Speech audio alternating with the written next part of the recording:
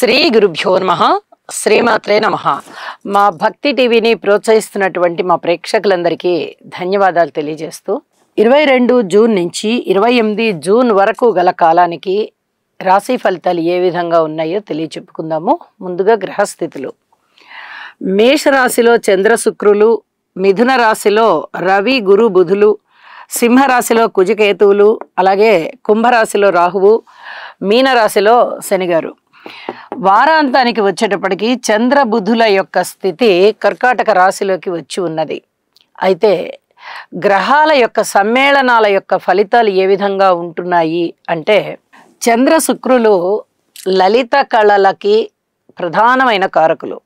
వారి యొక్క దృష్టి కానీ స్థితి కానీ చాలా అద్భుతమైన ఫలితాలు ఇస్తాయి. కళాకారులకి చాలా చాలా బాగుంటుంది. కళలు కూడా చాలా వృద్ధి చెందుతాయి. అలాగే బుధ గురు రవి 3 గ్రహాలు ఒకటే రాశిలో ఉన్నాయి. ఇక్కడ గురువు గారి యొక్క అస్తంగత్వం జరుగుతూ ఉంది. ఇదే గురు మూఢమిగా మనము చెప్పుకుంటాము. శుభకార్యాలు ఉండవు. అలాగే రవి బుధుల యొక్క కలయిక బుధ ఆదిత్య యోగాన్ని తెలియజేస్తూ ఉంటుంది. ఇది చాలా అద్భుతమైనటువంటి కలయిక. ఏ స్థానంలో ఉన్నప్పటికీ కూడా ఆ రాసుల వారికి, అంటే ఆ రాశి నుంచి ఈ మిథున రాశి 8వ స్థానం అవుతున్నప్పటికీ కూడా మిగతా రాసుల వాళ్ళందరికీ కూడా బుధ ఆదిత్య యోగం మంచిదనే చెప్పాలి. ఇక బుధ గురుల యొక్క స్థితి మంచి మేధావితనాన్ని సూచిస్తూ ఉంటుంది, తెలివితేటల్ని సూచిస్తూ ఉంటుంది. అలాగే స్వక్షేత్రంలో బుధుడు ఉండడం చేత ఇదే స్థానంలో బుధుడు ఉండగా ఇప్పుడు జన్మించిన వారికి భద్ర మహాపురుష యోగం కూడా పడుతుంది. అంత అద్భుతమైనటువంటి గ్రహాల కలయిక అన్నమాట అది. అలాగే బుధుని యొక్క స్థితి కూడా. ఇక కుజకేతువులు కొంచెం ఆధ్యాత్మిక చింతనని తెలియజేస్తూ ఉన్నప్పటికీ కూడా రాహు గారి దృష్టి సోకుతూ ఉన్న కారణం మీద కుజుడికి ఇక్కడ సర్పదోషం ఏర్పడుతూ ఉంది. అలాగే కుజుని యొక్క 8వ దృష్టి శనిగారి మీద పడుతూ ఉండడం చేత ఇక్కడ రోడ్డు ప్రమాదాలు, హృద్రోగాలు, ఇతర రకాల యాక్సిడెంట్లు, కోర్టు కేసులు, పోలీస్ కేసులు ఇలాంటివన్నీ కూడా ఉంటాయి. చట్ట వ్యతిరేక కార్యకలాపాలు జరగడానికి కూడా చాలా వరకు అవకాశాలు ఉన్నాయి అని కూడా చెప్తూ ఉన్నాను.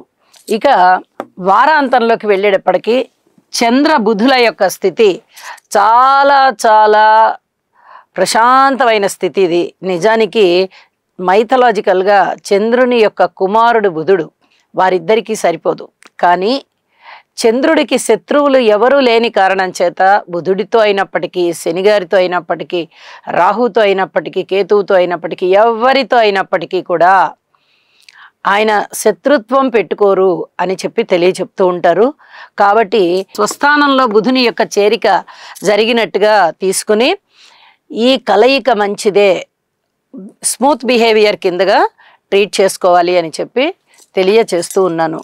ఇక రాసుల విశేషాంశాల్లోకి వెళ్దాము. మీనరాశి వారికి ఈ వారం రోజుల కాలాన్ని మనం పరిశీలన చేసుకుంటూ ఉన్నట్లయితే శుక్రాచార్యుల వారు బాగున్నారు ద్వితీయంలో, చతుర్థంలో బుధుడు బాగున్నాడు, బుధ ఆదిత్య యోగం బాగుంది, షష్టంలో కుజకేతువులు బాగున్నారు. అంటే 4 గ్రహాల స్థితి చాలా మెరుగ్గా ఉంది.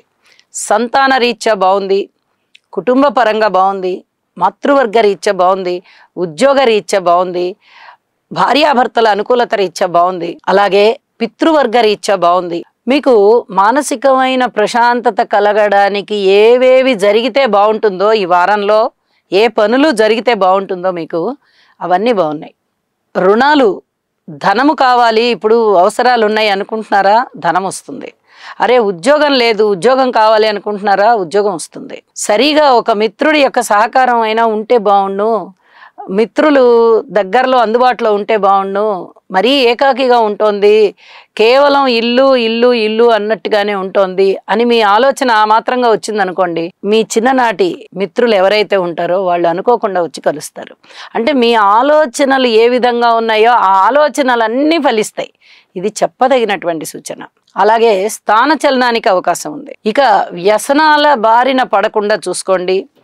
మొండిగా ఉండేటటువంటి పనులు ఇవి అవవు అనుకున్న వాటిని కొన్నాళ్ళు వదిలిపెట్టండి. ఎందువల్ల అంటే ఇక్కడ శనిగారు వచ్చి రాశిలో కూర్చున్నారు, నిజంగానే పనులు అవ్వవు. మరి మీ ప్రయత్నం మీద ఏమన్నా అవుతుందా అంటే గురువు గారు అర్ధాష్టమంలో ఉన్నారు, ప్రయత్నం మీద కూడా పనులు అవ్వవు. కాబట్టి అవని పనులని దూరంగా పెట్టండి. అయ్యే పనులు ఏవైతే ఉన్నాయో వాటి మీద కృషి చేయండి, ఖచ్చితంగా అవుతుంది. ఇది చెప్పదగినటువంటి సూచన. ఈ మాత్రం గ్రహస్థితులైనా బాగున్న రోజులు లేవు వెనకాల మనం ఆలోచించుకున్నట్టయితే. ఏదో ఒక గ్రహమో అరగ్రహమో బాగున్నట్టుగా ఉన్నాం కానీ ఇంత 4 గ్రహాలు 5 గ్రహాలు బాగున్నాయి అని చెప్పేటట్టుగా ఎప్పుడుంది లేదు. కాబట్టి ఇప్పుడు ఈ మాత్రం అనుకూలత వచ్చింది, ఇక ముందర ఇంతకన్నా మంచి అనుకూలత వస్తుంది అని చెప్పి భావించండి. భూమికి సంబంధించినటువంటి పనులు చేసుకోవడంలో కాస్త ముందు వెనక ఆలోచన చేయవలసిందిగా సూచన చేస్తున్నాను. వ్యవసాయదారులకి తగిన కష్టం మీద పనులు అవుతాయి. విద్యార్థులకి కూడా బాగానే ఉంది, ఉద్యోగస్తులకి బాగానే ఉంది, రాజకీయ నాయకులకు కూడా కొంచెం బాగానే ఉంది అని చెప్పాలి. అయితే మిగతా ఏ విషయాలైనా సరే విష్ణు సహస్రనామ పారాయణ చెయ్యండి, హనుమాన్ చాలీసా పారాయణ చెయ్యండి. ఈ రెండూ కూడా చాలా చాలా చెప్పదగ్గ నియమాలు, చెప్పదగ్గ విషయాలు అని చెప్పి తెలియజేయచ్చు. మరి వారాంతానికి వెళ్ళేటప్పటికీ చంద్ర బుధులు పంచమంలో ఉన్నారు.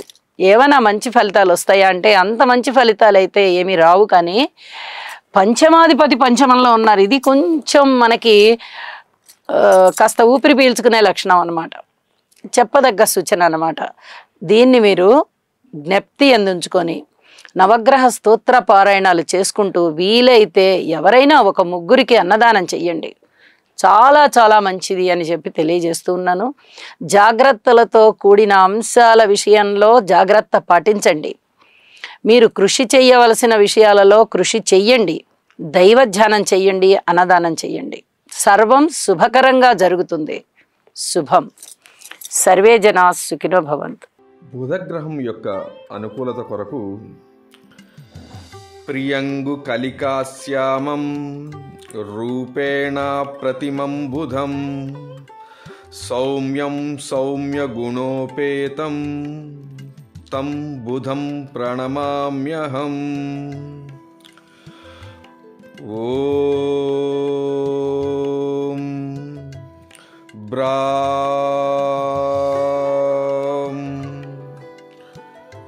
బ్రీం బ్రౌం సహ బుధాయ నమః. శుక్రగ్రహం యొక్క అనుకూలత కొరకు హిమకుంద మృణాళాభం దైత్యానాం పరమం గురుం సర్వశాస్త్ర ప్రవక్తారం భాగం ప్రణమామ్యహం. ఓం ద్రాం ద్రీం ద్రౌం సహ శుక్రాయ నమః.